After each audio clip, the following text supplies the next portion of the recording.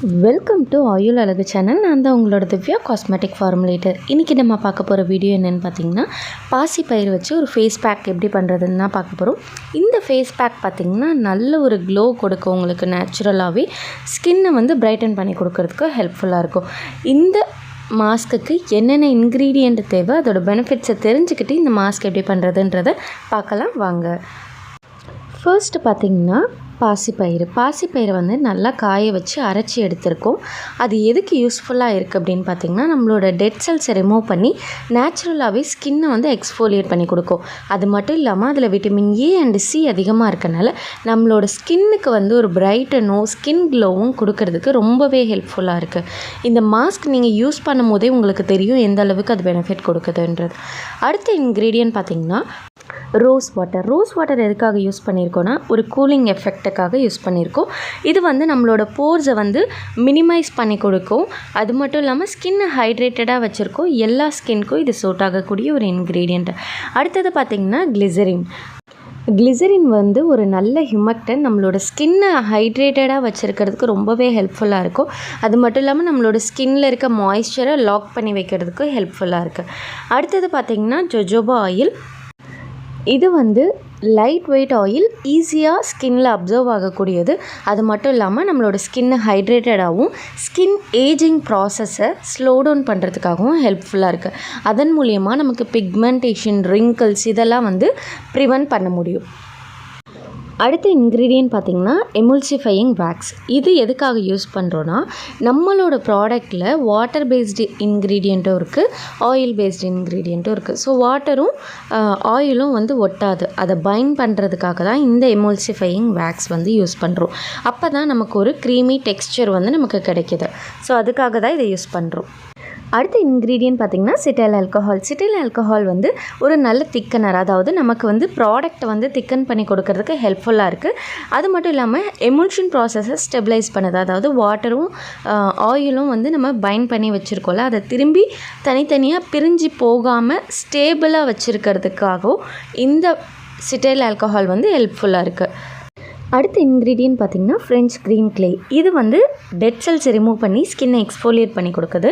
இந்த மாஸ்க் வந்து நம்ம அப்ளை பண்ணி முடிச்சதுக்கப்புறம் பார்த்திங்கன்னா உங்கள் ஸ்கின் வந்து நல்ல மாய்ஸ்சராகவும் சாஃப்ட் அண்ட் ஸ்மூத்தாகவும் இருக்கிறத நீங்கள் ஃபீல் பண்ண முடியும். நான் ஃப்ரெஞ்ச் க்ரீன் ஆட் பண்ணுறதுக்கான ரீசன் பார்த்திங்கன்னா, இந்த பாசி பயிரோட க்ரீன் வந்து நம்ம கொடுக்கணும் மாஸ்கில். ஸோ அந்த ரீசனுக்காக நான் ஆட் பண்ணியிருக்கேன். அடுத்த இன்க்ரீடியன்ட் ஆப்டிஃபன் ப்ளஸ். இது வந்து மைக்ரோபியல் க்ரோத்தை ப்ரிவென்ட் பண்ணி கொடுக்குது. அது மட்டும் இல்லாமல் நம்மளோட ப்ராடக்டோட ஷெல்ஃப் லைஃப்பை எக்ஸ்டெண்ட் பண்ணுறதுக்காகவும் ஹெல்ப்ஃபுல்லாக இருக்குது. இப்போது இந்த மாஸ்கோட ஃபார்முலேஷன் பார்க்கலாம். ஃபேஸ் ஏல DM water 31.5 gram, rose water 8 gram, glycerin 3.5 gram. Phase பியில் jojoba oil 4.5 gram, wax 4.5 gram, cetyl alcohol 1 gram. Phase சியில் பாசி பயிறு மாவு 6 gram, French green clay 6 gram, optiphen plus 1 gram. இதில் ஃப்ரெஞ்ச் க்ரீன் க்ளே இல்லைனாலும் நீங்கள் வேறு க்ளேனாலும் ஆட் பண்ணிக்கலாம். அதே மாதிரி ஃபேஸ் பியில் ஜொஜோபா ஆயிலுக்கு பதிலாக வேறு லைட் வெயிட் ஆயில்னாலும் நீங்கள் யூஸ் பண்ணிக்கலாம். இப்போது இந்த மாஸ்க் எப்படி ஸ்டெப் பை ஸ்டெப்பாக பண்ணுறதுன்றதை பார்க்கலாம் வாங்க. ஃபர்ஸ்ட்டு ஒரு பீக்கரில் ஃபேஸ் ஏ இன்க்ரீடியண்ட் எல்லாம் நம்ம ஆட் பண்ணிக்கலாம். இதில் டிஎம் வாட்டருக்கு பதிலாக நீங்கள் வேறு ஏதாவது ஹைட்ரோசால் வேணுனாலும் ஆட் பண்ணிக்கலாம். இல்லை ரோஸ் வாட்டருக்கு பதிலாக ரோஸ் ஹைட்ரோசால்னாலும் நீங்கள் ஆட் பண்ணிக்கலாம். இப்போது கிளிசரின் ஆட் பண்ணிகிட்ருக்கேன். ஃபேஸ் ஏல பார்த்தீங்கன்னா ஃபுல் அண்ட் ஃபுல் கம்ப்ளீட்டாக வாட்டர் பேஸ்டு இன்க்ரீடியன்ட்ஸ் தான் ஆட் பண்ணணும். இப்போது இந்த ஃபேஸ் ஏ இன்க்ரீடியன்ட்ஸ் எல்லாம் ஆட் பண்ணி முடிச்சதுக்கப்புறம் இது ஒரு ஓரமாக நம்ம வச்சிடலாம். அதுக்கு அடுத்தது வேறு ஒரு பீக்கரில் ஃபேஸ் பி இன்க்ரீடியண்ட் வந்து நம்ம ஆட் பண்ண ஆரம்பிக்கலாம். ஃபேஸ் பியில் பார்த்திங்கன்னா ஆயில் சால்யபிள் இன்க்ரீடியன்ட்ஸ் ஆட் பண்ணணும். ஜொஜோபா ஆயிலுக்கு பதிலாக நீங்கள் almond oil, grape seed oil எதுனாலும் யூஸ் பண்ணிக்கலாம். லைட் வெயிட் ஆயிலாக இருக்க மாதிரி யூஸ் பண்ணிக்கோங்க. 2 ஆயிலாகவும் நீங்கள் யூஸ் பண்ணிக்கலாம். ஜொஜோபா ஆயில் 2 கிராமாகவும் கிரேப் சீட் ஆயில் 2 கிராமாகவும் நீங்கள் அப்படியும் யூஸ் பண்ணிக்கலாம். அதுக்கு அடுத்தது நம்ம வேக்ஸும் சிட்டைல் ஆல்கஹாலும் ஆட் பண்ணிக்கலாம். இந்த மாதிரி வேக்ஸ் பெல்லட்டாக இருக்கும், சிட்டைல் ஆல்கஹால் வந்து கொஞ்சம் வேக்ஸ் மாதிரி இருக்கும். இதையுமே ஆட் பண்ணிவிட்டு நம்ம 2 தனித்தனி பீக்கரில் எடுத்துருக்கோம்ல, இது ரெண்டுத்தையுமே ஒரே வாட்டர் பாத்தில் நம்ம வைக்கணும். இந்த மாதிரி தண்ணி கம்மியாகவே வச்சுக்கோங்க. அதிகமாக வச்சிங்கன்னா அது பாயில் ஆகும்போது பீக்கர் வந்து கீழே விழுந்துடும். ஸோ ரெண்டும் சேம் டெம்பரேச்சரில் இருக்கணும். அதனால தான் ஒரே வாட்டர் பாட்டிலை வச்சு கம்ப்ளீட்டாக எல்லாமே மெல்ட் ஆகிற வரைக்கும் நீங்கள் அடுப்பில் வைக்கிற மாதிரி இருக்கும், டபுள் பாயிலிங்கில் வைக்கிற மாதிரி இருக்கும். ரெண்டு ஃபேஸ்லேயுமே எதுவுமே இல்லை, கம்ப்ளீட்டாக மெல்ட் ஆகிடுச்சு அப்படின்னா அதுக்கப்புறம் வந்து நீங்கள் ரெண்டுத்தையும் ஒரே பீக்கரில் ட்ரான்ஸ்ஃபர் பண்ணிக்கலாம். ட்ரான்ஸ்ஃபர் பண்ணும்போது இந்த மாதிரி மில்கி ஒயிட்டாக பொங்கி வர மாதிரி இருக்கும். அதுக்கப்புறம் நம்ம பிளெண்ட் பண்ண ஆரம்பிக்கலாம். பிளெண்டர் போடும்போது பார்த்திங்கன்னா நீங்கள் கண்டினியூஸாக ஒரு 3 மினிட்ஸாவது நீங்கள் பிளெண்ட் பண்ணிங்க அப்படின்னா தான் உங்களுக்கு நல்லா எமல்சிஃபை ஆகும். ஏன்னா அந்த ஹீட்டோடையே நம்ம ஹீட்டோடையே பிளெண்ட் பண்ணால் தான் எமல்சிஃபிகேஷன் நடக்கும். ஆற விட்டுட்டு அதுக்கப்புறம் பண்ணக்கூடாது. அதே மாதிரி ஒரு ஃபேஸும் ஒரு டெம்பரேச்சரில் இருந்தாலுமே நமக்கு க்ரீம் ஃபார்ம் ஆகாது. ஸோ க்ரீமில் இது ரொம்ப முக்கியமான விஷயம். எமல்சிஃபிகேஷன் கரெக்டாக நடக்கலைன்னா ஆயிலும் வாட்டரும் தனித்தனியாக பிரிஞ்சு வந்துடும். ஸோ அந்த ரீசனுக்காக பிளெண்டிங் கரெக்டாக இருக்கணும். இது கம்மி ப்ராடக்ட், ஒரு கம்மி குவான்டிட்டிக்கு நம்ம செய்கிறதுனால நமக்கு வந்து குறிப்பிட்ட நேரம் இந்த 3 மினிட்ஸே போதுமானது. ஆனால் இதுவே அதிகமாக பண்ணுறீங்க அப்படின்னா அதுக்கேற்ற மாதிரி மாறும். அதிகமாக பண்ணும் போது இதே பிளெண்டர் யூஸ் பண்ணாதீங்க, பெரிய பிளெண்டர் யூஸ் பண்ணுங்கள். அப்போ தான் உங்களுக்கு கரெக்டாக எமல்சிஃபை ஆகும். இதே பிளெண்டர் யூஸ் பண்ணி நீங்கள் அதிக குவான்டிட்டி பண்ணுறீங்கன்னா கண்டிப்பாக ரிசல்ட் வராது. இப்போ வந்து இது இந்த மாதிரி கொஞ்சம் வாட்டரியாக இருக்கும். இது வந்து நல்லா ஆறட்டும். ஆறினதுக்கப்புறம் உங்களுக்கு ஆட்டோமேட்டிக்காக அது திக்காயிரும், க்ரீம் கன்சிஸ்டன்சி வந்துடும். இது இந்த மாதிரி க்ரீமாக ஆயிரும் ஆறினதுக்கப்புறம். இப்போது இந்த ஸ்டேஜில் நமக்கு எந்த ஒரு டெம்பரேச்சரும் இல்லை, நல்லா கூல் டவுன் ஆகிடுச்சு, ஹீட்டாக இல்லை. இப்போ வந்து நம்ம ஃபேஸி இன்க்ரீடியன்ட்ஸ் ஆட் பண்ணிக்கலாம். இதில் ஃபர்ஸ்ட்டு நம்ம பாசிப்பயிறு மாவு வந்து ஆட் பண்ண போகிறோம். பாசிப்பயிறு மாவு வந்து மிஷினில் கொடுத்து அரைச்சிருந்தீங்க அப்படின்னா நல்லா மாவு மாதிரி இருக்கும். இதுவே மிக்சியில் அரைக்கிறீங்கன்னா கொஞ்சம் குறன்னு இருக்கும். அதை வந்து ஜலிச்சுட்டு சாஃப்டாக இருக்கிறத மட்டும் நீங்கள் ஆட் பண்ணிக்கிறது பெட்டர். இல்லைன்னா இது ஸ்க்ரப்பு மாதிரி ஆயிரும். ஸோ இது கொஞ்சம் பிளெண்ட் ஆகிறதுக்கு கஷ்டமாக இருக்கும். ஃபஸ்ட்டு ஸ்பேட்சுலா வச்சு நல்லா மிக்ஸ் பண்ணி விடுங்க. நீங்கள் மிக்ஸ் பண்ண அது பிளெண்ட் ஆயிரும். இது கூடவே நம்ம வந்து இப்போது ஃப்ரெஞ்ச் க்ரீன் க்ளே ஆட் பண்ணலன்னா இந்த கலரில் தான் நமக்கு ஃபைனல் அவுட்புட் இருக்கும். ஸோ இது பாசிப்பயிறு அந்த க்ரீன் கலர் வரணும் அப்படின்றதுக்காக நான் வந்து ஃப்ரெஞ்ச் க்ரீன் க்ளே வந்து இதில் ஆட் பண்ணிக்க போகிறேன். ஃப்ரெஞ்ச் க்ரீன் க்ளே ஆட் பண்ணதுக்கப்புறம் பார்த்திங்கன்னா நமக்கு அந்த க்ரீன் கலர் கிடைக்கும். ஸோ நேச்சுரலாக அந்த பாசிப்பயிரோட அட்ராக்ஷன் இருக்கும் கிளைண்ட்கிட்ட. நல்லா மிக்ஸ் பண்ணால் தான் இந்த ரெண்டுமே வந்து பிளெண்ட் ஆகும். நீங்கள் இல்லை அப்படின்னா ஒரு மாதிரி கட்டியாக இருக்க மாதிரி இருக்கும். இதுக்கப்புறம் நம்ம ஆப்டிஃபன் ப்ளஸ் ஆட் பண்ண போகிறோம். ஸோ அதில் வந்து நல்லா பிளெண்ட் ஆயிரும். ஸோ திட்டாக இருக்குதுன்னு நீங்கள் கவலைப்பட வேண்டாம். ஆப்டிஃபன் ப்ளஸ் ஆட் பண்ணிவிட்டு அதுக்கப்புறம் கொஞ்சம் பிளெண்ட் பண்ணும்போது உங்களுக்கு நல்லா க்ரீம் கன்சிஸ்டன்சி வந்துடும். இப்போ வந்து ஆப்டிஃபன் ப்ளஸ் வந்து நான் ஆட் பண்ணுறேன். ஆட் பண்ணிவிட்டு உங்களுக்கு டெக்ஸ்சர் காட்டுறேன் பாருங்கள். கரெக்டான அந்த மாஸ்கோட கன்சிஸ்டன்சி வந்து நமக்கு கிடச்சிரும். இந்த மாதிரி நல்லா கண்டினியூஸாக மிக்ஸ் பண்ணிக்கிட்டே இருங்க. இப்போ ஸ்பேச்சுலாவில் இந்த மாதிரி ஒரு வாட்டி மிக்ஸ் பண்ணிவிட்டு கொஞ்சம் லூசன் ஆனதுக்கப்புறம் நம்ம வந்து பிளெண்டர் போட்டு பிளெண்ட் பண்ணலாம். அப்போ வந்து நமக்கு கொஞ்சம் ஈவன் ஆயிரும். எல்லா இடமும் அந்த க்ளே வந்து போய் நல்லா மிக்ஸ் ஆகிடும்.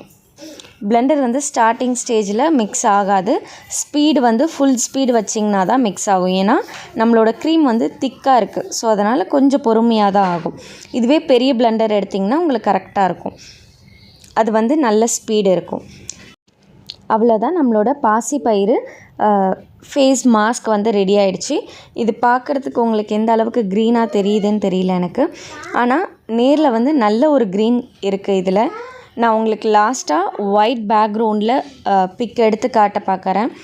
அந்த க்ரீன் வந்து உங்களுக்கு தெரிய வைக்கிறதுக்கு. இதில் ரொம்ப லைட் க்ரீனாக இருக்குது. ஆனால் நேரில் பார்க்குறதுக்கு ரொம்பவே நல்ல ஒரு க்ரீனாக இருக்குது. ஸோ இதை எப்படி யூஸ் பண்ணணும் அப்படின்னு பார்த்தீங்கன்னா வாரத்தில் 2 நாள் யூஸ் பண்ணலாம்.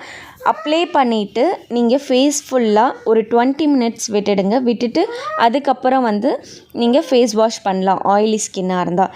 இதுவே ட்ரை ஸ்கின்னாக இருக்குன்னா செமி ட்ரை விட்டுருங்க. ஒரு 10 to 15 மினிட்ஸ்க்குள்ளேயே அது பாதி காஞ்சாலே போதும். அதுக்கப்புறம் நீங்கள் வாஷ் பண்ணிடலாம்.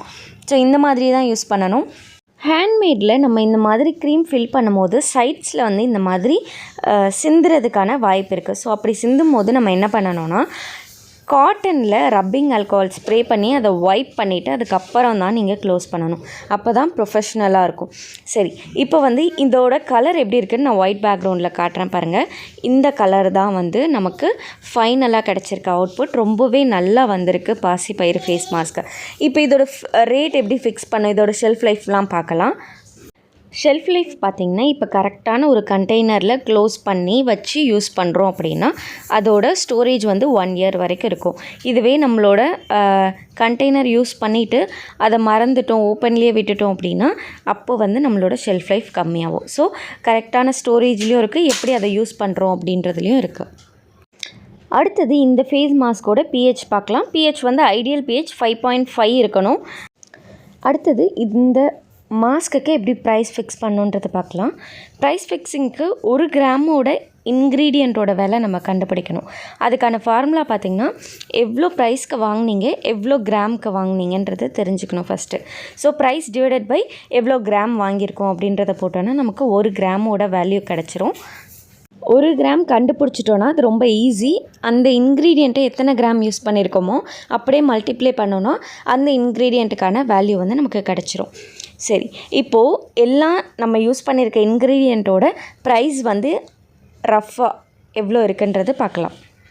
DM water 300 rupees 5 liter, rose water 200 rupees 1 liter, glycerin 180 rupees 1 kg, jojoba oil 590 rupees 250 ml, evax 300 rupees 500 gram, cetyl alcohol 510 rupees 1 kg, green gram அப்ராக்சிமேட்டாக நான் 5 to 10 rupeesனு போட்டிருக்கேன். French green clay 100 rupees 500 gram, optiphen plus 290 rupees 50 gram. இப்போது இந்த ரேட்டை வச்சு நான் எப்படி ப்ரைஸ் போட்டிருக்கேன்றது பாருங்கள். DM வாட்டருக்கு நமக்கு செலவாயிருக்கிறது 1.89 rupees, rose water 1.6 rupees, glycerin 0.63 rupees, jojoba oil 10.6 rupees, evax 2.7 rupees, cetyl alcohol 0.5 rupees. பாசிப்பயிருக்கு 4 rupeesனு போட்டிருக்கேன். ஆனால் 4 rupeesஐ விட நமக்கு கம்மியாக தான் ஆகும். French green clay 1.2 rupees, optiphen plus 8.7 rupees. இப்படி அப்ராக்சிமேட்டாக நான் போட்டிருக்கேன். ஒரு ஏரியாவுக்கு ஏற்ற மாதிரி ரேட் வந்து வேரி ஆகும். டோட்டல் பார்த்திங்கன்னா நமக்கு செலவு 31.8 rupees. 50 கிராம் ஆஃப் க்ரீமுக்கு அங்கே 115 போட்டிருக்கிறது மிஸ்டேக்காக இருக்குது. 50 கிராமுக்கு தான் நம்ம கால்குலேட் பண்ணியிருக்கோம். பேக்கேஜிங் அண்ட் லேபிளிங்க்கு 5 to 10 rupeesக்குள்ளே முடிச்சிங்கன்னா நமக்கு ஒரு 50 rupeesக்குள்ளேயே நல்ல ஒரு ஃபேஸ் மாஸ்க் வந்து ரெடி ஆயிரும். ஸோ உங்களோட ஏரியாவுக்கு ஏற்ற மாதிரி நீங்கள் வந்து அதை சேல் பண்ணலாம். இந்த வீடியோ உங்களுக்கு ஹெல்ப்ஃபுல்லாக இருந்திருக்கும்னு நினைக்கிறேன். ஹெல்ப்ஃபுல்லாக இருந்ததுன்னா கமெண்ட் பண்ணுங்கள். இது வரைக்கும் நீங்கள் நம்ம சேனலை சப்ஸ்கிரைப் பண்ணலைன்னா சப்ஸ்கிரைப் பண்ணுங்கள். மறக்காமல் பெல் ஐக்கான் டேப் பண்ணுங்கள். அப்போ தான் நெக்ஸ்ட் காஸ்மெட்டிக் மேக்கிங் வீடியோ வந்து உங்களுக்கு நோட்டிஃபிகேஷனாக வந்து சேரும். தேங்க்யூ.